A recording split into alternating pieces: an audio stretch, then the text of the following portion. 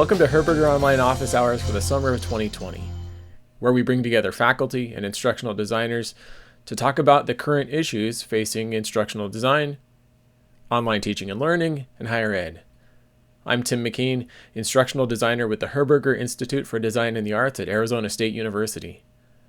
I want to start today's episode by apologizing for the audio quality.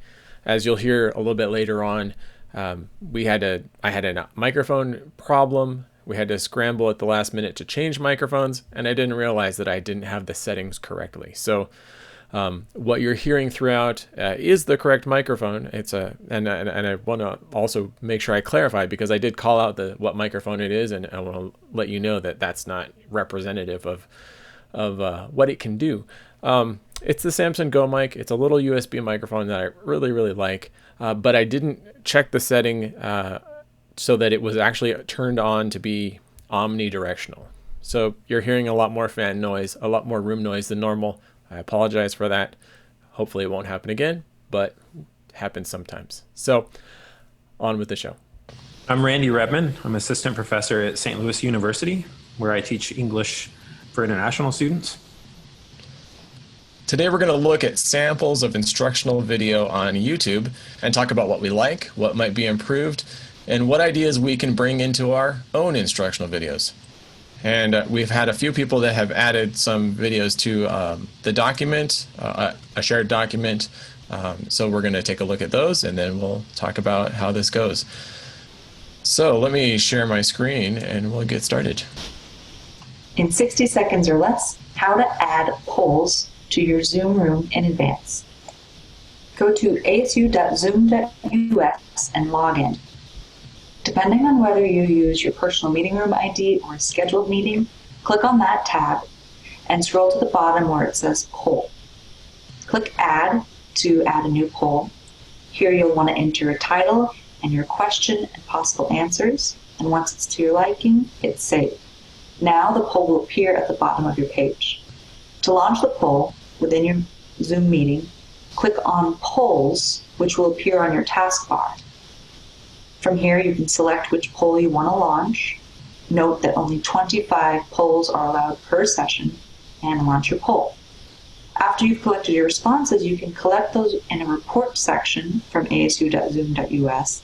Click on Meeting, click on Poll Report, search for it by date. Once you find it, you can generate the report. And once the report is generated, you can download it.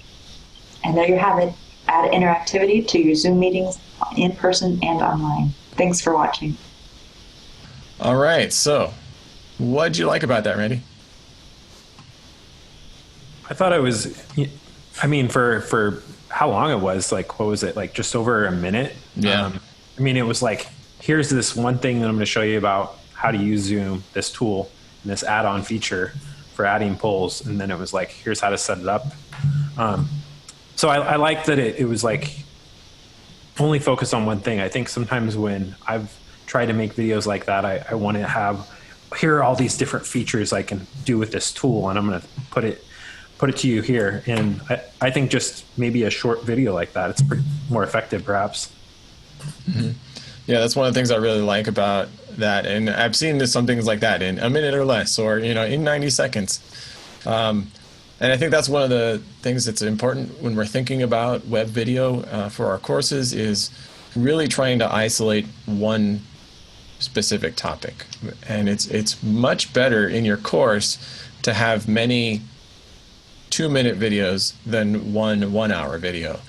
Even though that 1-hour video may be a little bit, seem like it's easier to make because you just set everything up once and you go. But really focusing, causing us to focus in and think about one specific item allows the video to be more concise, be more direct and more efficient, but also from the user experience really helps them to know what the video is about, not get lost in the long kind of thing. But especially if someone wanted to go back and see that again, or if all you're looking for is how to enable polls in your class, you don't need to watch through a 2-hour webinar on Zoom to find that piece when you're just looking for that one individual piece. And I feel like that's kind of the user experience side of things, or the learner perspective, is like, if I'm that learner, and I want to figure out how to do this thing, or instructor, whoever's using this video, um, I don't have to sort through all that stuff. It's like, it's an easy way to find things. And sometimes I think when I've made content before and I'm recording a video, I may be like, oh, here's these great things about this tool that I think my students wouldn't want to know, or other teachers would want to know. And I think maybe having that kind of maybe check to be like, oh, well, do I need to talk about all 5 of these features, versus one? I think that's kind of a nice thing to consider when you're making video content like that. Yeah, I did a video series just a couple days ago about using a service we have called Media Amp, which is a video hosting service. And instead of just going through the process, I ended up recording about a half-hour worth of video, going through the process of logging in and setting up your account, making collections, which are like albums, uploading your first media, adding a poster image, enabling transcripts, and then how to put that into your Canvas course. So there was 5 or 6 steps there. And that would have been really easy to do all at once, because it still wasn't very long. Like I said, it was probably about 30 minutes worth of video total. And I recorded it kind of all back to back, but I recorded it knowing I was going to break it up into different sections. So after the setup, walked through the process of here's how you set up your account and log into the service.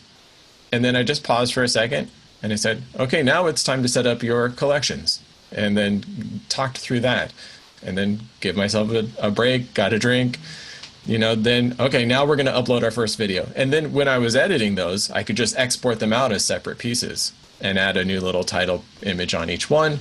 And so it wasn't all that much work to create them as separate videos. I just had to know in my head and as I was talking where the different segments were going to be. I had to just plan that there were going to be 6 different pieces instead of 1, and just give that tiniest bit of introduction to each step. And I think that came out really well. And it wasn't a whole lot of more work for me in my editing software to say, okay, just export this piece and then export this piece and treat them as 6 different pieces.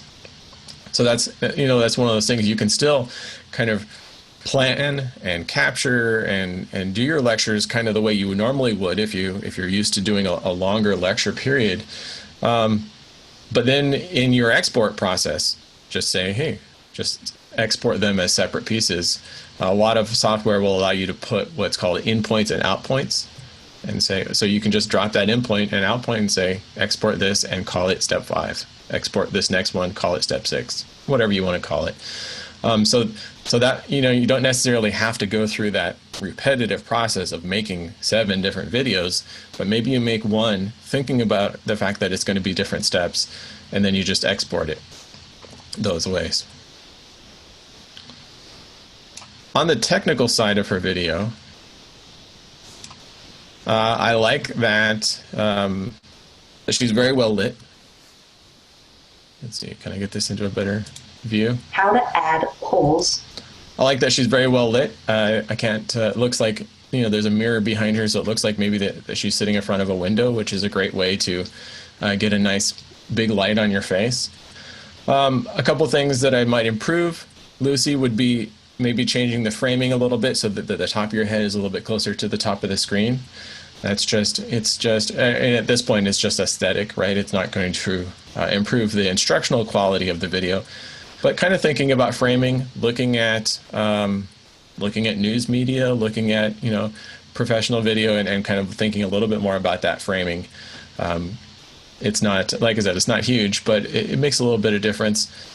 And then something that Randy and I were talking about earlier before the show was about microphones and just that the closer you can get to your microphone, the more present your voice is going to be. And in fact, I don't know if I have that up anymore. I found an article. There's something, I probably will quote it wrong. Rule of squares, or I think it's like, square law or law of squares or something like that, when it has to do with the fact that every time the distance from your mouth to your microphone doubles, the sound drops by 4 times, or something like that. The idea that that audio levels aren't linear. That so, just even moving from 4 inches to 8 inches, now you've reduced your audio level by 16 or something like that. So we can look that up later. But the closer you are to your microphone, the more present it's going to be, and the farther away, the more your software has to increase the overall volume, and that means you're also increasing the volume of your computer fan or your reflections in your room or things like that. So, in general, when you're creating any kind of recorded audio, the closer you can get to your microphone, the better that sound is going to be. Anything else that you'd add on this one, Randy? I was just curious, what are your thoughts about recording in like backgrounds or anything like that? One of my early class sessions, I was in my brother's basement, and it looked kind of tacky and almost looked a little creepy. And I was just, but I mean, I think for a lot of us, we have to kind of deal with what we're given at this time. I'm just curious about choice or thoughts on she's in a well-lit room, which you mentioned, but just like everything else in there, I wonder if it's a pretty wide pan where I'm kind of distracted, kind of looking around, checking out her pictures and other things in the room. So, yeah, I mean, you kind of already mentioned that, but it's just like, I was curious, what are your thoughts on choosing a recording space? Yeah, I think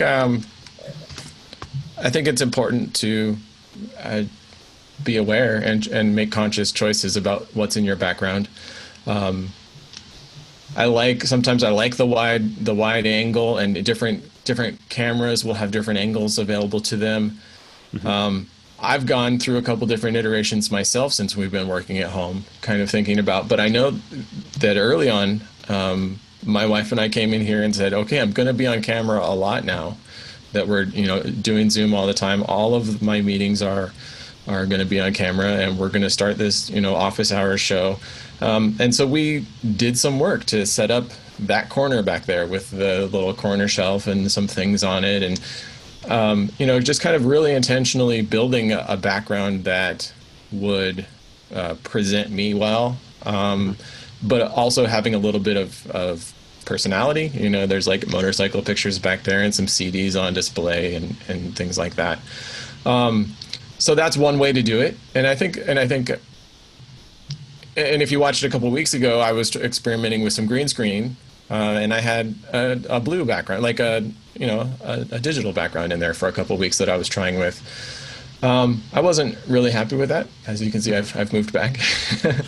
But just trying different things and really thinking about the fact that I think this is one of the things that was in the Alex Lindsay interview a couple of weeks ago, was this idea that the way we present ourselves on camera right now, especially, is a lot about our professionalism, is a lot about the way we present ourselves.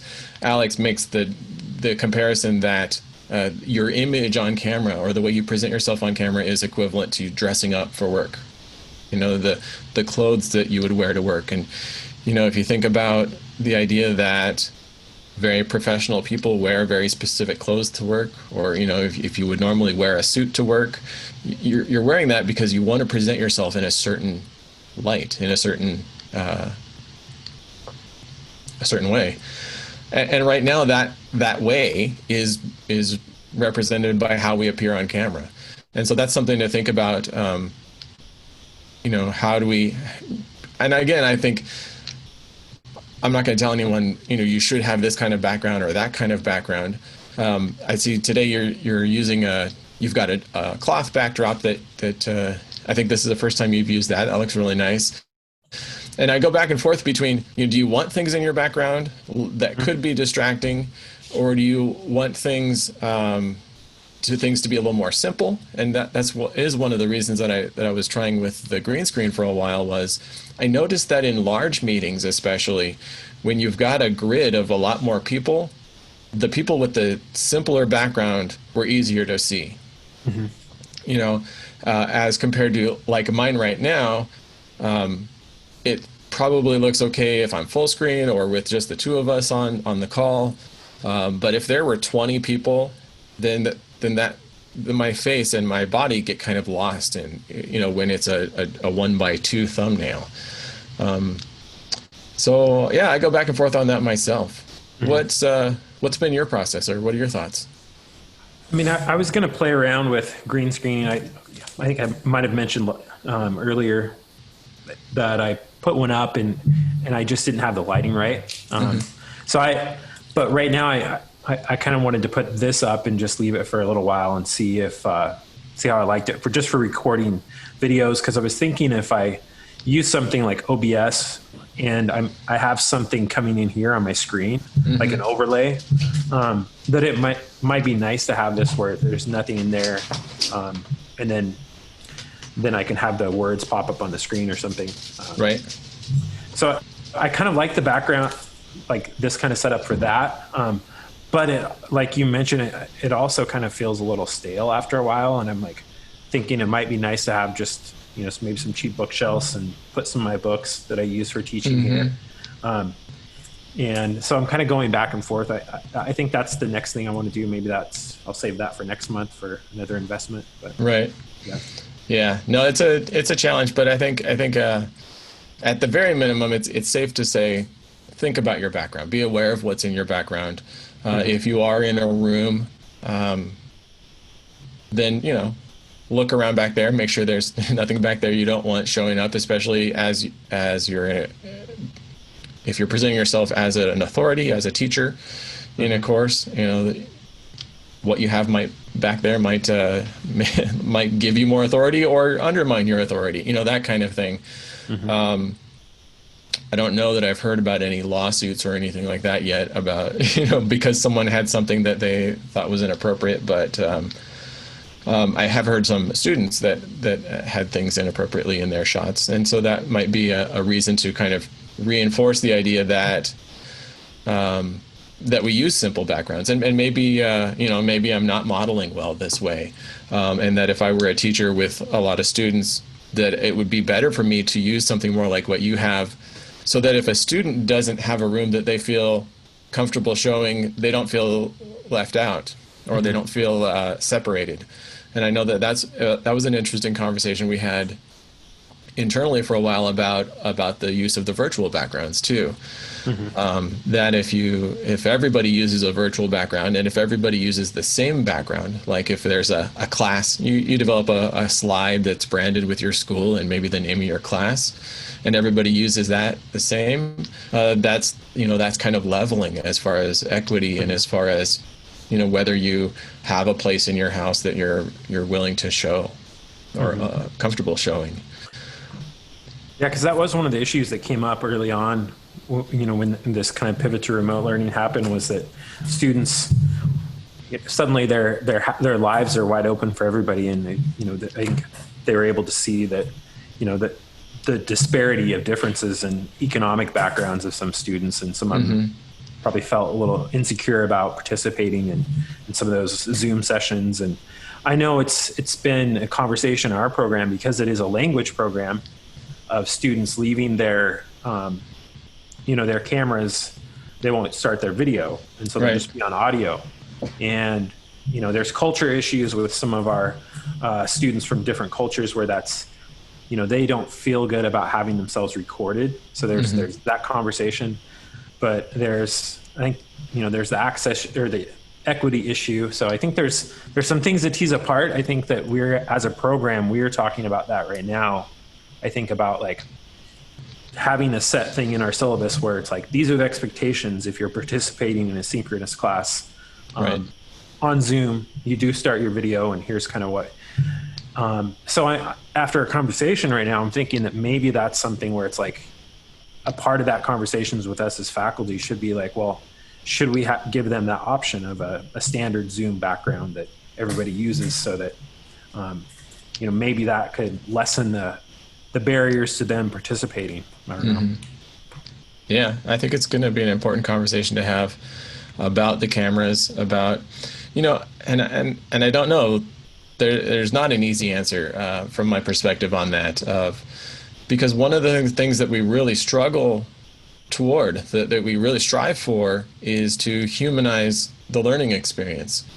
And as an instructor, the best way to humanize that experience is to have your image, and especially as the instructor, to have your environment too. I mean, that has a lot to do with who you are. Like I said, we set up this shelf back here with some things that kind of speak to who I am as a person, not just as an instructional designer or as a teacher. And so that's part of that humanizing process. We get a lot of feedback that, when someone's kids come in to say hi, or someone's pets come in, that students actually really like that. It's a very humanizing thing. It kind of lowers the stakes a little bit when you realize your teacher is just another person.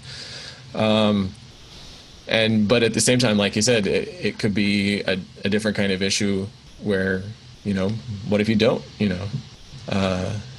don't want people to see your family, or see where you live, or how you live, or things like that. So definitely a conversation that will be ongoing.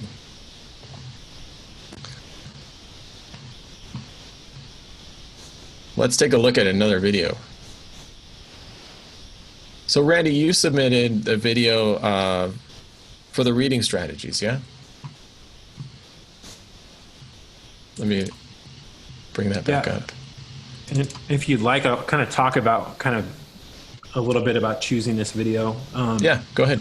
So the IELTS is an English language kind of proficiency test that's often used by universities. And along with the TOEFL, is kind of like, usually for placement issues or placement decisions, universities will use these to test.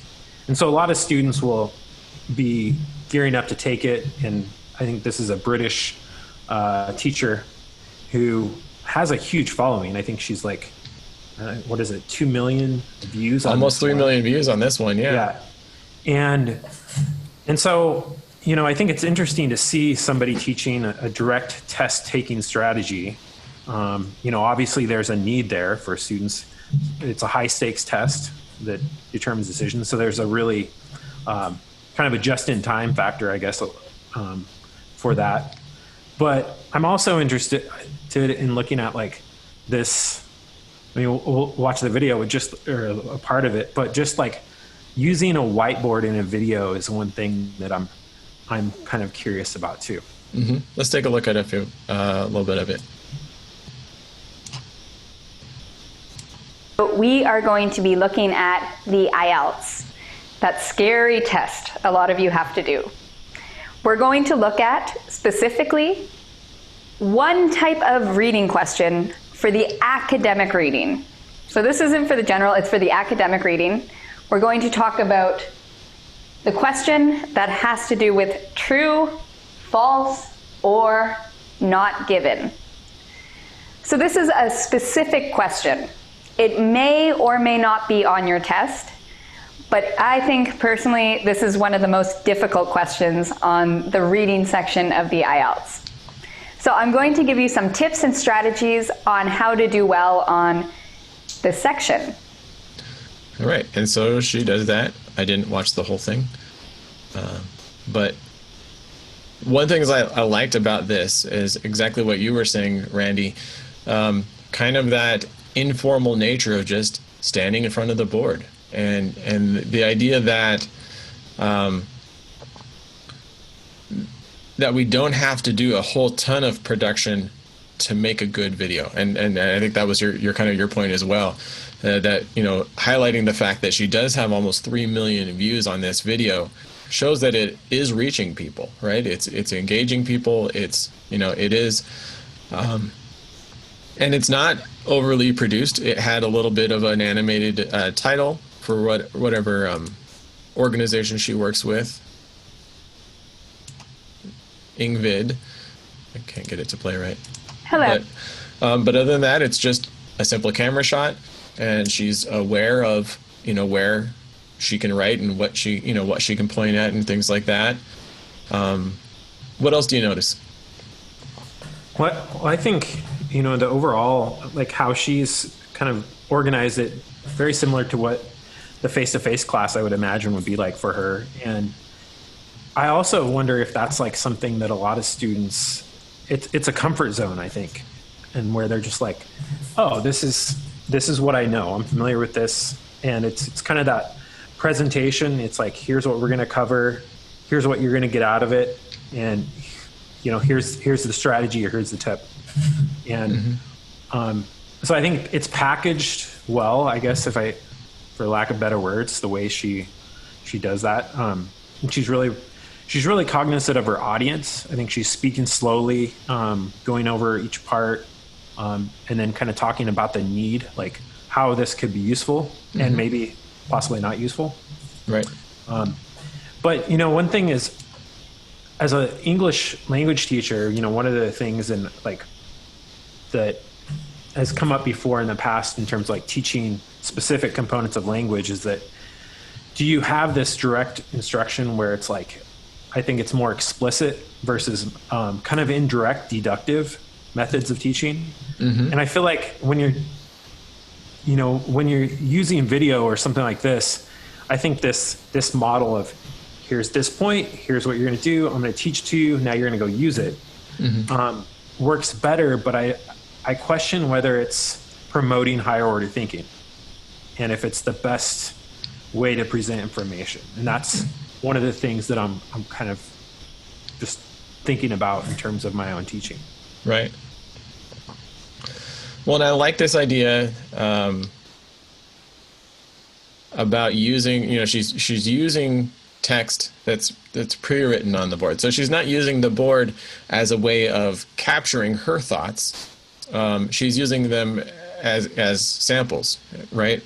And so she's looking at these samples and talking about them. The subject matter that's on the board is the subject matter of the talk. It's not, notes, or it's not, bullet points or things like that. So I think it's text being used very well. As I'm clicking through, I'm also noticing that she's got different ones, right? So she's taking the time to, finish one component, write up the sample for the next piece, and it cuts to that. And so there's something, again, separating the idea of just capturing a live class, moving a little bit more towards production and breaking those into smaller pieces. She's very intentionally planned out each of those segments and shot and recorded those segments that way. And I like the fact that she's kind of moving back and forth across to the one side to the other. I think that brings a little bit of energy to it.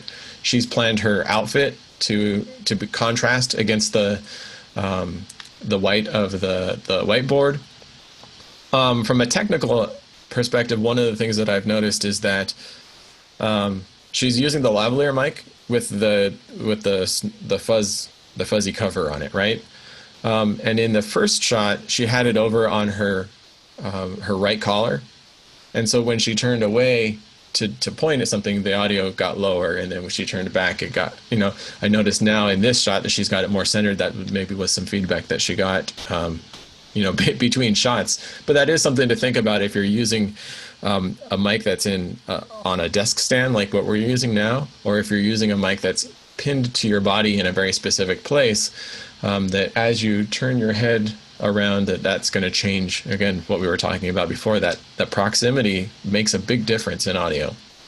And so that's something to be aware of too.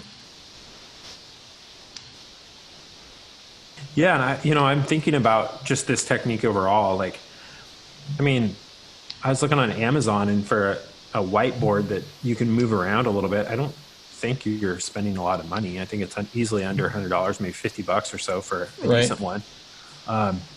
And then just some markers. And so it's I think a pretty low tech solution, but it seems like obviously she's reaching her audience well. And so I don't know, I'm thinking, especially for, this is the content itself, you're working on a reading skill. And so here you have text, so you're engaging, your students in a way that's specific to them using this too. Yeah.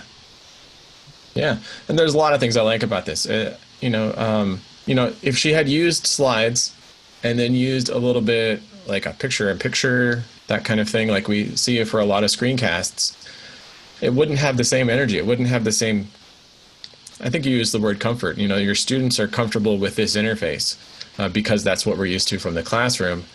But there's just some naturalness about turning and pointing, about, you know, having being bigger and kind of more into the frame rather than just a picture in picture. And I think there's something fun about handwriting. I think I don't know, I don't have any reason to say this, but I think there's something psychological about handwriting versus a print font. And I've played a few times with, even in presentations I'm giving, using handwriting fonts, you know, for things. And I think it just gives that little bit of informality that maybe makes it easier to access. I don't know, but I like it. I have a sample here that I'll look at just to contrast that. I put together a slideshow that I give to faculty to show them kind of different options that they have for making instructional video. And so obviously just being on camera and talking to your students is one. And then the second one, very similar to the one you just pointed to, was using a physical whiteboard, or in this case, I think he's got actually a sheet of paper that he's taped to the wall. And just how natural that can be, and how inviting or friendly that can be. But then also the idea of a digital whiteboard as well. And I'll play just a little bit of this one.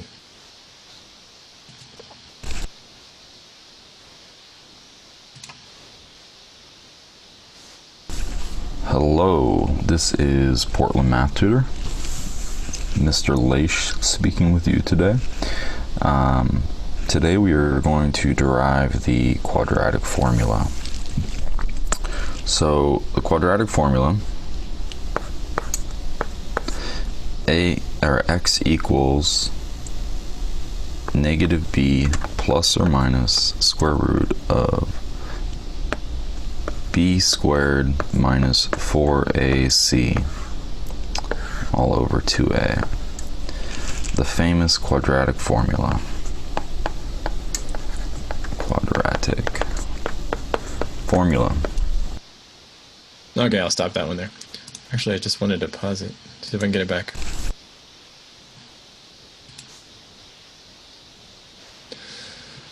So, what do you see differently from, or what's the first thing that strikes you in contrast between the two, of seeing a natural whiteboard and a digital whiteboard? I mean, I think some of the things we highlighted with it, maybe having more a personal touch. I don't know if I think this lacks that a little bit. That's one of the first things that stands out to me. Mm-hmm. Yeah, and it's hard for me to distinguish on this sample if it's just because he seems to be just a little slower. Like, his voice is low, he's a little bit, he doesn't have quite the same energy that the other sample had. But in a lot of ways, the digital whiteboard is easier to see. And I think that's one of the advantages the digital whiteboard has, especially as we're thinking about, in our case right now, especially for fall, you know, with the potential of having physical students and remote students that we're trying to interact with at the same time. One of the suggestions that I've made for faculty is not to use the whiteboard in the room, but to learn to use a digital whiteboarding software. And Zoom has one built right in. So if you have a pen tablet or a smart board that you can use, then that's a great way to, again, kind of level the playing field, where, especially for lecture capture in a classroom, the people watching through the camera might have a harder time seeing the actual whiteboard than the people that are in the room. Whereas if we are using something like this, everybody's going to see it exactly the same. And if students in the room have a personal device, then they're actually seeing it, you know, better probably than trying to look across the room at the board.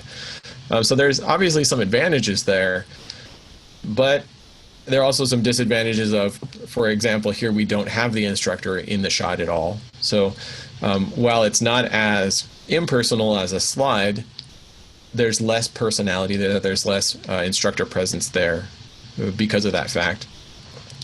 It does also seem, and any time I've used any kind of whiteboarding software, it's hard to write on, right? You have to kind of get used to that. You have to practice, and you have to, develop all those pen skills. It's not the same skill as writing on paper because you can't write that small, but it's also not the same physical skill of writing on the board because you can't write that big. It's a new thing that we have to train muscles to do well. So that's another area, unless you have one of those smart boards, and then it's pretty similar to actually writing on the board. So that's another thing to consider. Again, pluses and minuses probably for each of those. Tim, I had one question. I was thinking about this. So could you see like a faculty presenting the whiteboard and then doing kind of like an in-person voiceover, in the classroom? So you're just projecting the image of the whiteboard recording and then maybe talking and that gets recorded. I'm just trying to think of logistically, think through that in my head, like how that would make sense for people online and then your students who are face-to-face. So what part is pre-recorded and what part is live?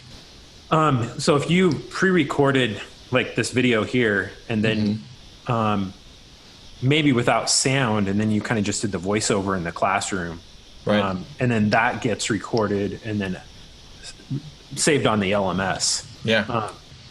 So I'm just trying to think through that, like if that would be one possible, or would it be better just to record yourself and have that separate and then go over the same thing in class? Yeah. No, I like this idea. I've done some things like this where you record one component and perform the other component live. And probably what you would end up doing though is treating that more like slides. I mean, in this situation, I don't know that there's a whole lot of instructional value in seeing him write them, but maybe there is. Maybe there, because the students will need to write it down. So, maybe that writing it down affects the pace of the lesson in a way that is more natural to the students who are trying to take notes, that kind of thing, or seeing how to draw the square root sign and things like that.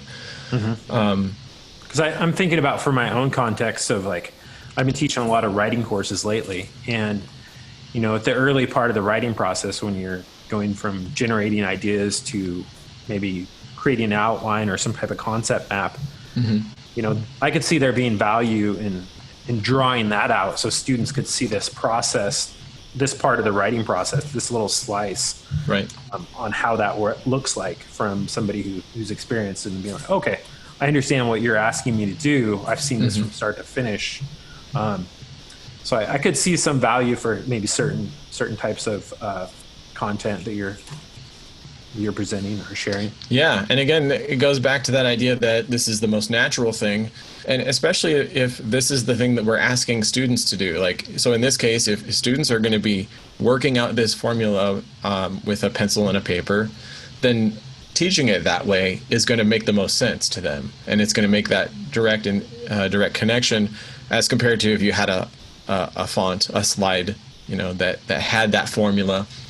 And I think there's some research that shows that writing math is a thing where text math really isn't it doesn't make text in writing. And I think in your case, I think kind of what you're talking about is analyzing and annotating and kind of breaking down things like that. And again, students are more likely to do that in writing. If they're marking up their text or if they're highlighting things, it's valuable for them to see how you go through that process and do it the same way, as compared to if you're using software highlighter or drawing boxes around things. It portrays the same idea, but it doesn't portray the same process or the same method. And sometimes the method is what we're trying to teach. Yeah, and I think right now I'm teaching, I just started kind of the second half of our 10-week course online for the summer. And I'm starting a new type of writing. And so I'm about to launch in this kind of process of going from, here's a couple research questions to a fully mapped out concept map or outline of their project. And for a while I've been using like Padlet and kind of showing a model of maybe my outline or something of a similar topic. But, I'm thinking that a lot of them really struggle with like, well, when you outline or when you do this, like what is the way to get from here to there? So I could see I'm kind of thinking off the top of my head about maybe including a video where they just watch me create an outline, and then I have that, part of whether it's a Padlet or some other program, in my LMS, and then they go there and they say, oh, this is what you do, and here's a sample, here's how I got there. Now I'm going to go create my own, and then get feedback. Right. Yeah, and I think that's can be very valuable to see you work, to see your process, to see your method, to see how much work it is. I mean, I think sometimes it's okay to even see that something is hard for somebody, because if it's hard for them, then that justifies the fact that it's hard for me too. And especially one of the things that I'm just learning about more in the last 5 years or so is this idea that, especially for a lot of first generation college attendees, the idea that it's hard might make them feel like they shouldn't have come to college. And that's a new thing for me to kind of process, is the fact, growing up, my parents had gone to college. They were first generation college attendees, but I just knew that was what you did, and I knew that it was hard, and I knew that college was supposed to be hard work and things like that. And so that I went to school with that mindset, and so when things were hard, that was frustrating. But I didn't ever once think that meant I shouldn't be there, or that I was I made a mistake by going to college or things like that. And so there's an aspect of that of this is hard for everybody, and this is when I sit down to annotate a text, it takes me this much time too, or things like that can be valuable in that way. Definitely. Yeah, and I totally agree. I think that I've been trying to not use it too much, but bring in Carol Dweck's idea of like a fixed and mindset versus a growth mindset, and just as a reminder of like, hey, like, where am I at if I encounter this problem? Do I try to seek help or ask people questions? And last week in my class, I actually had students watch a short video just as an intro to my week modules of like growth and fixed mindset, and then referenced it a little bit when I met with them face to face. So I think it's really a good perspective to keep in mind as we go through this. Yeah. It's funny when we talk about the idea of instructional video, we often look at things like this, where it is a direct instruction or a how-to or that kind of thing. But I find myself, when I'm looking to learn how to do something, I can get a lot of value out of just watching somebody work. So if I'm learning how to, I think I mentioned last week, I'm learning to use the video editing software DaVinci Resolve. And so I've been looking up tutorials and things like that. But some of the ones that I like the best are just when someone that's good at it has recorded their editing session. Here, I'm going to, here's me working for an hour editing this video. And just watching them. They're not trying to teach me anything. It's not instructional, overtly instructional in my face, do this, then do that. But just watching someone work can, pick up a hint here or there, or, or just even bringing up more questions of, wow, what was that tool that he just used? Or what was that keyboard shortcut that she had? Sometimes there's a lot of learning that can be done just in raising the right questions. Yeah, you just made me think of, I think it was last year, I really started diving into Lightroom for photography. And so I have like one book that is more of direct instruction. It's like, here's a technique for this, here's how you do it, A to B. And most of the book is like that.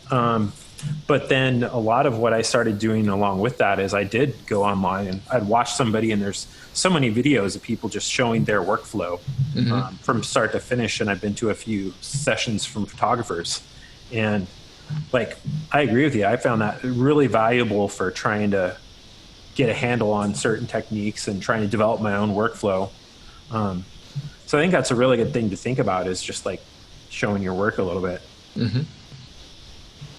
Well, I think you did a good job. I brought up your video as well. I know you didn't necessarily submit it for review on this call, but you made a video talking about how authors use different techniques for describing definitions. And I really liked that you did this same kind of thing, and you went through your library and pulled out samples and said, here's a book, here's how this author has done it. Here's another one, here's how this author has done it. And you didn't do any editing or any special TV magic. I'm trying to find a frame where you're actually showing the book, because that's one of the things that I thought was pretty cool. Was every once in a while you just held it up and said, look, here it is. They've used a chart or they've used an image. And so I thought that was kind of cool. Again, using those very real world scenarios, using that kind of adventure lecture style that Mike Wesch talked about in his videos and then the similar technique that your the lady with the whiteboard, here are samples, here is real text, and let's look at it and analyze it and talk about it. And I thought it was cool that you were able to do the same thing with your books. Here are real books, and here are real authors, and here's techniques that they use. And you can never go wrong, I think, pointing students to what professionals do. And I used to, when I was teaching a video production class for teachers, we would look at like special features from the Monsters Inc. DVD has special features about the storyboarding process. Here's what professionals do. They sketch out these things and they plan the shots before they, get in front of a camera or before they hire actors. They want to make sure that the flow is correct. They do this outlining process. And when you're teaching students to write, that same idea of brainstorm and outline and draft and then, revise, this is what the professionals do. Look, here's, especially if it's a movie that people know, here's when they were making that movie, they just didn't hire actors and go film. They plan first. They make an outline. They write a script. They're often flexible with it in the performance phase, but there is a plan, and it goes through a lot of revision before it ever hits production. And I think so I like that idea of pointing at the real world. Here's what professionals do. There's so much we can learn by just watching professionals work or having someone show us, here's what they did. Here's how they did this technique. Yeah, and when I was making this, I was thinking about the video you kind of referred to indirectly through that Ed Surge podcast of Michael Welsh. And, I was thinking about how he goes out as an anthropologist and goes out and engages with the community. And I was like, well, I don't want to walk down the streets here and just start asking people for definitions. I don't feel great about doing that right now. Right. But I was like, what if engaging for me is engaging with writers? Since this is a writing class, and I kind of try to take that principle that he was doing and just apply it to, my content a little bit. Yeah, engaging with books. Yeah. I got a couple more samples that I pulled up here. This idea of just doing like a demonstration video or a location shoot, going somewhere and looking at things. I've got this other friend, David Prinz. He teaches in the greenhouse management program. And so a lot of his videos are just him walking around in the plants. He takes his laptop and just goes. and so he'll if they're talking about a certain plant, he'll show them, look, here's this plant. And I just thought that was really engaging and really natural, that instead of showing a picture of the plant, let's go look at the plant. Instead of making a slide about it, let's walk around and look at them and talk about them. And he actually did some experimentation with a 360 video camera, which I thought was kind of cool. I don't know how this is going to come across in the Zoom. Okay, this is the greenhouse we call the tropical house. But he's the reason for that is that we keep it intentionally really warm and really humid. Video, and I can take my mouse every and plant actually has kind of a different drag cultural, around, or most plants so have I could look at David different cultural as requirements. he's So talking, the ones or I that could like choose to look at tropical these climate, flowers you can hear instead. the vents going And up I thought there. that's just a really we can interesting way grow them on in here. to capture This is a an great plant. environment. We think of it kind of as a conservatory as well as, a production greenhouse. When the place you're in is the content of your talk, that can be incredibly valuable. And you can look at him if you want, but there's lots more to look at. Like, how did it, what is all this stuff in the greenhouse? Where you can see all the watering pipes and things So like we've that. got a lot of like specimen plants. You can see some cactuses. That's kind of cool, There's a big and that's jade a new plant. technology that's kind of coming around with those 360 cameras. Whether it's a still picture, you can get a 360 camera that just takes a still picture that then you can move around within just one place, but then making that into a video is a whole different kind of thing. And one of the things that we found when we were kind of playing with the 360 videos, you don't want to try to point it at things because that messes up people. You want to hold it very steady and let the people move. So, because if I'm trying to look at this plant, but then he's pointing the camera other places, now I have to move to look at that plant again. So that was your camera technique changes. You just put the thing on a tripod or on a stand and just hold it very steady. Let the user decide what to look at, which is a whole new concept of filmmaking, right? So I thought that was an interesting one. As far as equipment goes for this, Tim, is this something where you do have to have a special camera for something like this, right? Yeah, the 360 cameras, and they're coming down in price. I think the one that we got here was a Samsung. It was about $299, and that was maybe 3 years ago that we did that video. Yeah, but it's probably jumped up right now. Probably, yeah. Another kind of video I like to do is an interview or a panel discussion. Obviously, that's similar to what we're making here together. And here we have just a shot with two people, and they're holding the microphone between them, so the audio isn't great, but it's usable.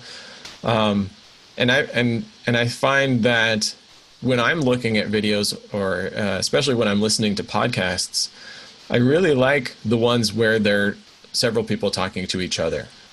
And that's why when we decided to do this office hours, there's a benefit to the people that show up. You and I get to have this great conversation, and then everyone else gets to listen to our conversation. And so it creates all this great content without having to be lectury or preachy or very one directional. It's not me talking to you, and it's not me talking to the audience. It's us talking about something. And I think that gives off a whole different kind of vibe. And, I'm just thinking off the top of my head here with this idea of like interviewing for like teaching language. We have certain tests for students in conversational English where they have to do interviews. And I could see there being a real good use of this for maybe teachers just sitting down and interviewing each other, and then having this part of their video that students watch and take note of, and then maybe they have to get on Zoom and interview somebody else on a similar topic and then practice this too. I could see I could see that being really applicable to my student population. Yeah, definitely.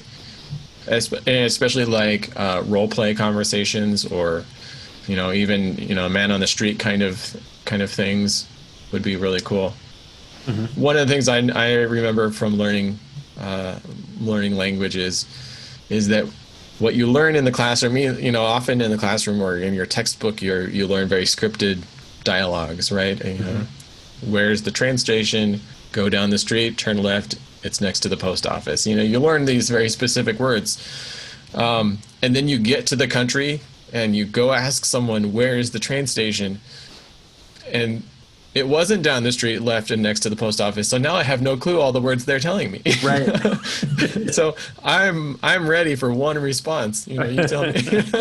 And when you learn to ask a question, but don't learn how to listen for all the potential answers. Right. And so just, having some of those real world scenarios and especially learning to listen to a native speaker is different than learning to talk with another learner. Right. Very different skills. Well, and I think right now, I think at least our program, I know a number of them, what they're doing is for English language learners, they're giving them opportunities to do like Zoom sessions where it's Q&A. And I'm thinking if they're already doing that, why not ask them to get permission to record that and bring that sample in to the classroom to share and maybe analyze their techniques they were using, and maybe if they had questions about something that came up, I can see that being really valuable. Yeah.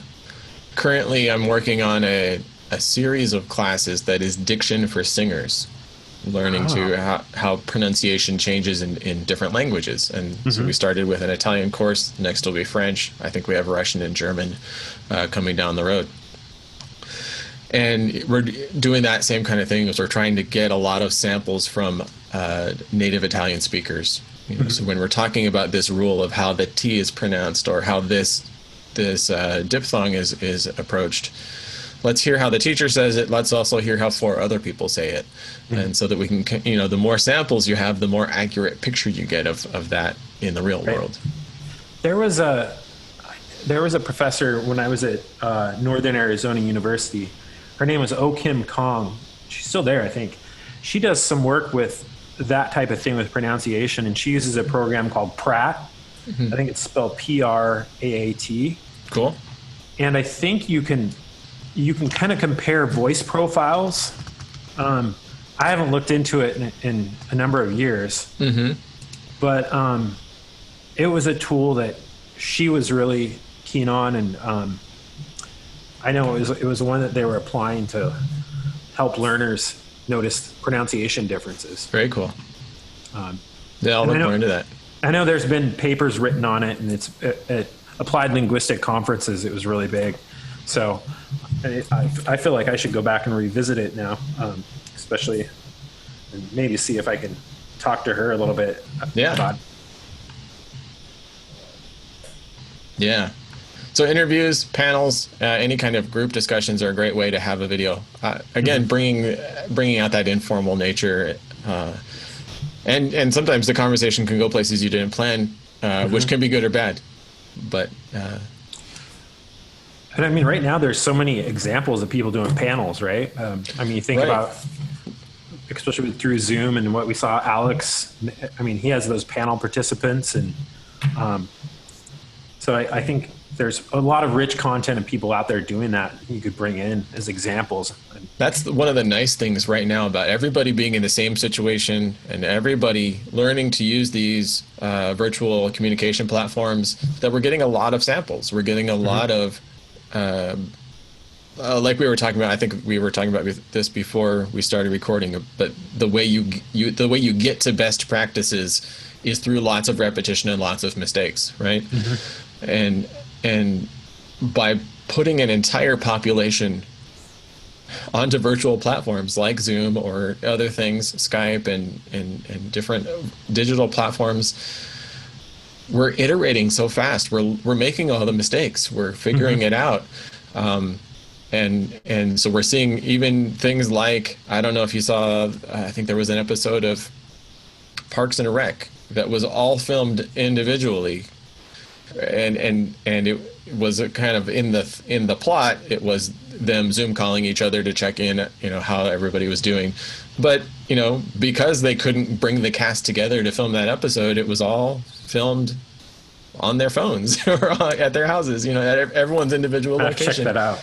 And it's like, with that kind of production expectation for a sitcom or a primetime kind of show, what did they do? How did they approach that? That kind of thing. And we can look at news broadcasts where a lot of the anchors are broadcasting from home.